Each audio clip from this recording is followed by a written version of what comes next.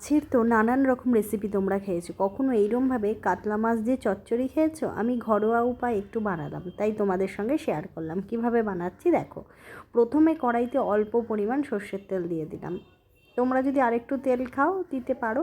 দিয়ে আমি তেলটা ভালোভাবে গরম হয়ে গেলে আগে থেকেই মাছে নুন হলুদ মাখিয়ে রেখেছিলাম। এবার কড়াইতে দিয়ে মাছগুলোকে ভালোভাবে ভেজে নেব।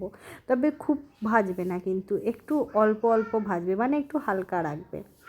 দেখো আমি কীভাবে ভাজছি। এটা কিন্তু এই রেসিপিটা তোমরা গরম ভাতের সাথে খেতে পারো, খেতে কিন্তু দারুণ লাগে।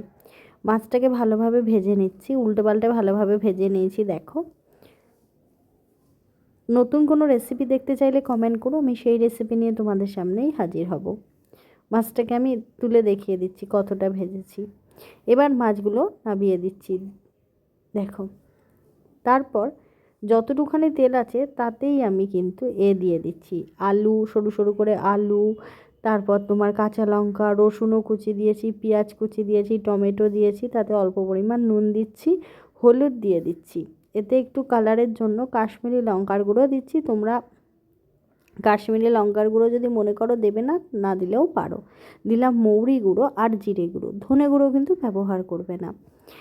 এটা ভাজা জিরে গুঁড়ো আমি ঘরেই কিন্তু তৈরি করেছি। আর আরেকটু অল্প পরিমাণ সর্ষের তেল দিয়ে দিলাম, যদি তোমরা মনে করো দেবে না, না দিলেও কিন্তু চলবে। এবার এটাকে হাত দিয়েও ভালোভাবে মাখতে পারো। আমি এই সময় কিন্তু আমি গ্যাসটাকে বন্ধ করে রেখেছি। আমি খুন্তি দিয়ে সবগুলোকে ভালোভাবে একসঙ্গে মিশিয়ে নিচ্ছি। দেখো, ভালোভাবে মিশিয়ে নিচ্ছি।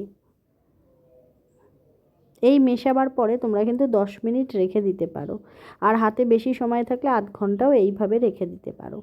এরপর আমি যে মাছগুলো ভেজে রেখেছি সেই মাছগুলো দিয়ে দিলাম। এটা একবার তোমরা রান্না করে খেয়ে দেখো, কী যে দারুণ লাগে, আর কত সহজ উপায়ে তোমরা এটা তৈরি করতে পারবে, একবার ট্রাই করলেই বুঝতে পারবে।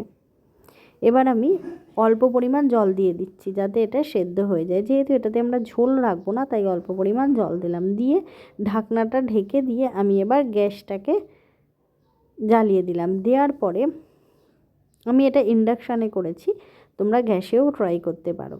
দেখো, একদম ঝোলটা শুকিয়ে গেছে, দেখতে পাচ্ছ কত সুন্দর দেখতে হয়েছে, আর কত সহজ উপায় আমি বাড়িতেই বানিয়ে ফেললাম এই কাতলা চচ্চড়ি। এটা খুব ইজিলি তোমরাও বাড়িতে বানাতে পারো।